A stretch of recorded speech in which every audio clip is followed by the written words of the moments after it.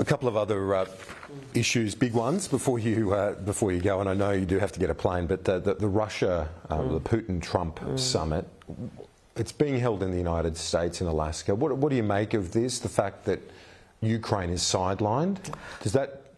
Are you discouraged by that, or is the whole Trump diplomacy thing something where, you know, they lift the chessboard and it's hard to predict anyway? Oh, well, and requires engagement bilaterally as well as between the parties. Look, I think it is a good thing that there is a meeting.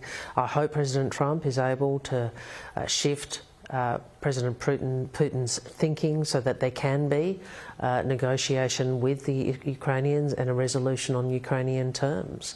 I hope that that is the case, and the US is uniquely placed to be able to do that. We all want this war to end. He's unpredictable too, isn't he? Well, whether it be on the Middle East or Russia. He also has had some, success in brokering, at least ceasefires or a cessation of hostilities. So, I hope, we all hope, the war can end, and the US has a crucial role to play. So dialogue matters.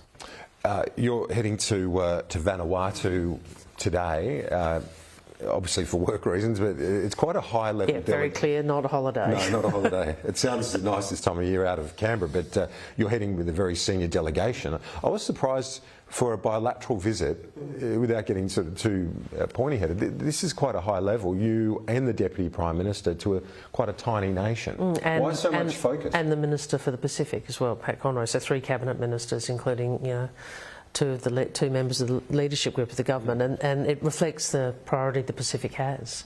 The Pacific is central to Australia. It's essential to our stability, to our security. We are a very, we're a Pacific partner that needs to be and wants to be more engaged. This reflects the priority that we have for the Pacific, and the respect that we do have for Vanuatu and other members of the Pacific family. And you spoke to your US counterpart about the region yesterday. Is there a recognition, do you think, in this administration? I know the Prime Minister hasn't met with President Trump yet, but really the main game for us and for the United States is all about the Indo-Pacific, not to be distracted by other issues. One of the things about Secretary Rubio, and he's very consistent. And if you look at what he said over the years, what he said in his confirmation hearings before the Senate committee, it is the same as what he discusses with me bilaterally and in the Quad, which is a recognition of precisely that point. I have said the future, the world is being reshaped, the focus of the reshaping is in our region. He talks about the future of the 21st century being determined in our region. So the priority of the Indo-Pacific and its centrality to world stability is something very front of mind for him. Foreign Minister, thanks for your time. I appreciate it. Great to be with you.